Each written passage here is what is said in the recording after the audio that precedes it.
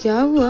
आप नाराज हैं मुझसे? क्यों? तेरे से जबरदस्ती बात करूं? इसमें जबरदस्ती कैसी? मैं आपको पसंद हूँ इसलिए शादी हुई है ना। मन पसंद नहीं, तेरे बाप का पैसा देख के तेरे से शादी की थी। और तेरा बाप कंजूस, एक पैसा नहीं दिया दहेज में। पर आप लोगों ने ही तो मना किया था दहेज के लिए।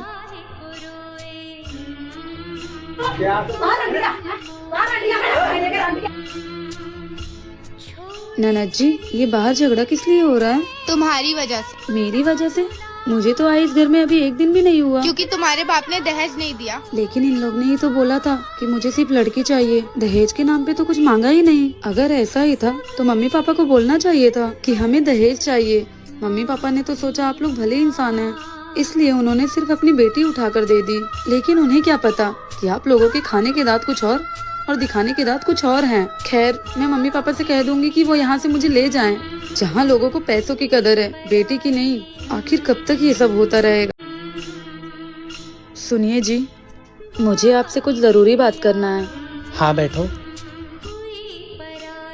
मुझे लगा आप मुझे पसंद करते हैं, इसलिए आपने मुझसे शादी की। पर मैं गलत हूँ। मुझे लगता है आपने मेरे पापा के पैसे देखकर मुझसे शादी की है। मुझे दुख है इस बात का, लेकिन अब और मैं इस झूठे रिश्ते में नहीं रहना चाहती। मुझे डाइवोर्स चाहिए। और वैसे भी ये शादी मैंने अपनी मर्जी से नहीं, अपने माँ बाप के खुशी के लिए की थी। लेकिन उनकी खुशी के लिए मैं अपनी जिंदगी बर्बाद नहीं कर सकती।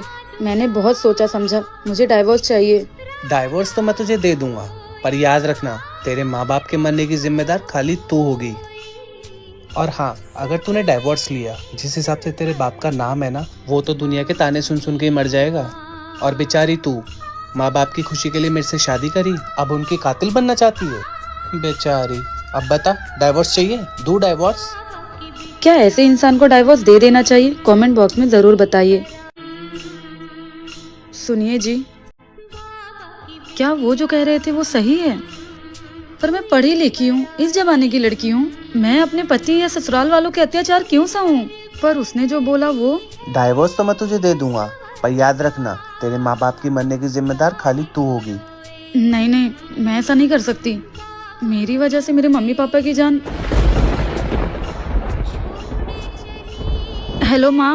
अरे बिटिया तू? माँ कैसी हैं आप? हम ठीक हैं, तू कैसी है? हाँ, मैं ठीक हूँ। सब ठीक है ना? पहले ये बता, तू ठीक है? हाँ ठीक ही रहना चाहिए सब। ठीक है, मैं रखती हूँ।